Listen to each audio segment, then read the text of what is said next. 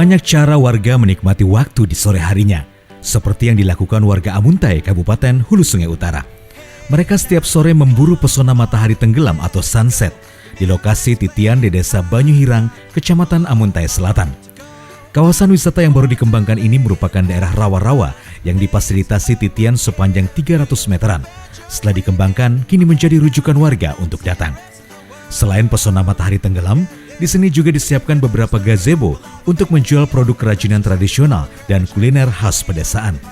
Selain warga setempat yang berwisata, di akhir pekan biasanya pengunjung dari Kandangan dan Balangan juga berdatangan.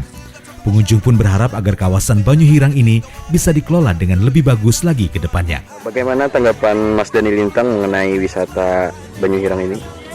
Menurut saya sih, untuk saya yang masih anak muda, saya inginnya sih perlu banyak perkembangan lagi, ya seperti penambahan tempat-tempat istirahat yang bertemakan tradisional.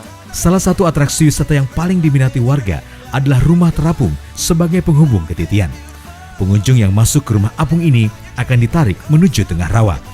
Air berwarna coklat kehitaman akibat sedimen akar tumbuhan dengan lahan gambut menjadi pesona tersendiri.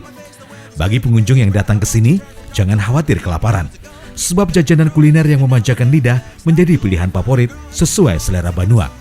Wisata yang murah meriah juga menjadi pilihan untuk menaikkan imunitas tubuh dalam merelaksasi pikiran. Dari Amuntai, Hulu Sungai Utara, Maidi, kontributor Kalsel 1net.